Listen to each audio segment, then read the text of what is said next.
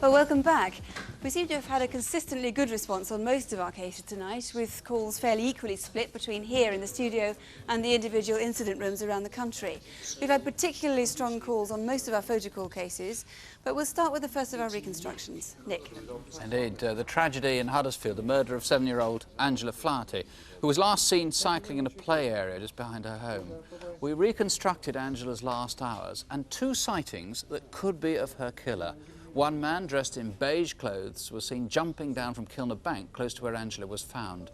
And 2 hours later or so, another man was seen at the same place. And Peter Bottoman, you've got a number of potential witnesses, or at least names for those people. Over 100 calls have been received. I think we're 143 at the moment. I'm delighted with the response. There's been some good suggestions from people living in the Rowthorpe and Dalton areas. We must trace these men. I've got to trace them to either eliminate them or implicate them. I still want the public to ring in.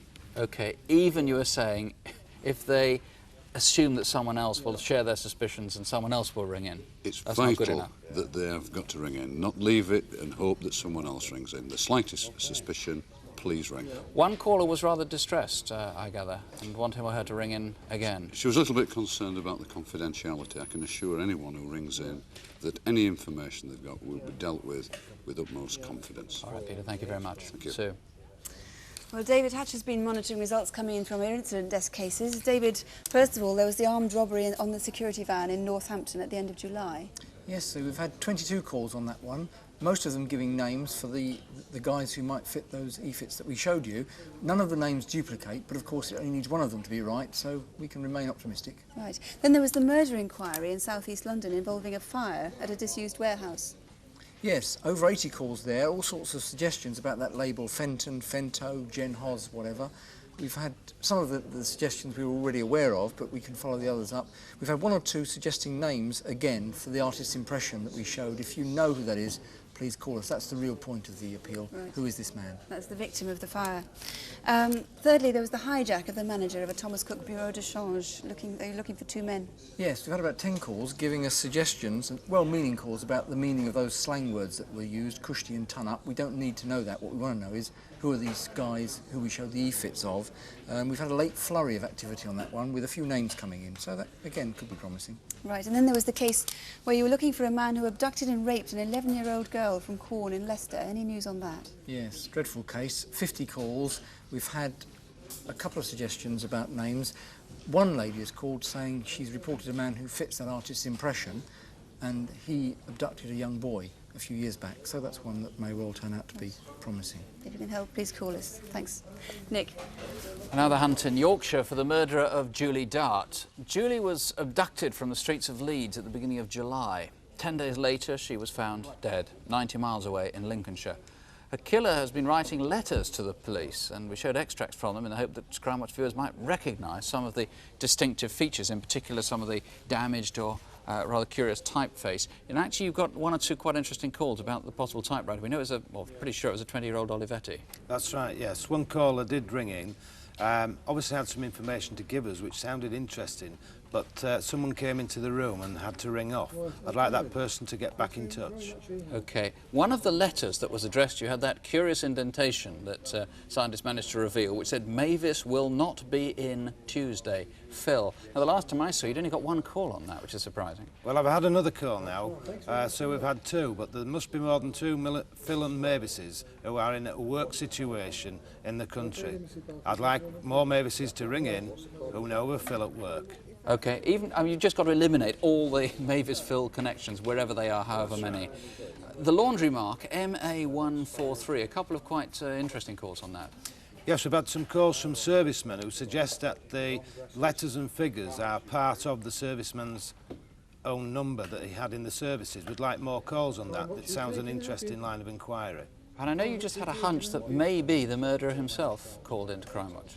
Yes, that's right. Somebody did ring up. They wanted to speak to me and rang off. Didn't give the name. It was an unusual call. Well, let's hope he calls in again and we get a lot more calls to help to catch him. So, Bob, thank you very much. Sue. Well, our next case was the baffling murder of Penny Bell from Denham in Buckinghamshire.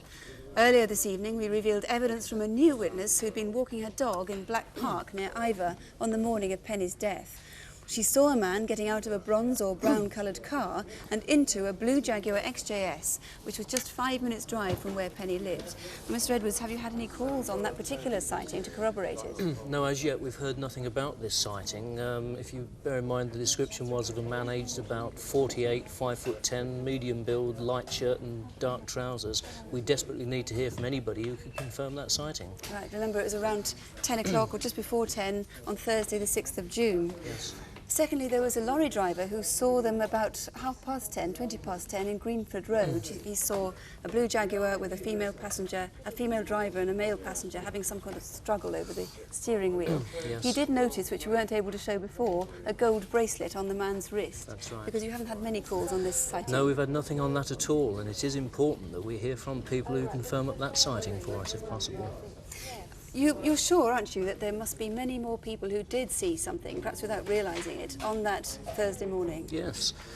The murder took place, we're certain, in that busy car park at a busy time of day when lots of people were using the area. Somebody must have seen something, and we desperately need them to come forward and tell us about it. And the extraordinary thing is, it was all within the space of less than an hour. She left home at about 9:40, and the car was seen in the car park at around 10:30. Yes. So if you did see anything on morning, the 6th of June, please do give us a ring. And finally, many thanks to Mick Reed for ringing in and giving us the information that he did. Nick. Well, as Sue said, Photo is the area that tends to get the most calls, and you've had a lot of them, I know. What about William and Christopher Schaefer, the two chaps wanted in America? Yes, about 25 calls, so we've had a reasonable response, and there's one that the officers are particularly keen on, so let's hope that is the one that makes the difference. There was 9 tons of cannabis involved in that American inquiry. The next case was an altogether smaller, an odd couple, one much older than the colleague, who we think were involved in 2 robberies, one in Exeter, one in Brighton. That's right, big age gap there, so that might make the difference to actually identify them. We haven't had an enormous response, but there's one particular from a solicitor that the officers are looking into, so again, fingers crossed. Robert Trevelyan, wanted in connection with an inquiry into some sexual attack. Enormous, as you can see, I've got some of them here, enormous response, and the officers are absolutely delighted. We've got sightings of him very recently all over the place. What we need to know is where he is now. Is he working for you? Is he drinking with you? Are you putting him up in a hostel somewhere? Please ring us tonight. Very quickly, the stolen PCs from Hemel Hempstead, that's personal computers, not police officers. Yes, the officers are absolutely delighted. They've had 4 different calls giving the same names and the same addresses. So as we speak, I'm sure these addresses are being visited and these men traced. Thank you, Jackie. Well, that's it for tonight. Thank you to everyone who's called to help. If you still have information to give, the lines here are open for another 20 minutes or so, or you can contact the investigating officers direct, and those numbers will be on your screen in just a moment. Meanwhile, till next month, good night. Good night.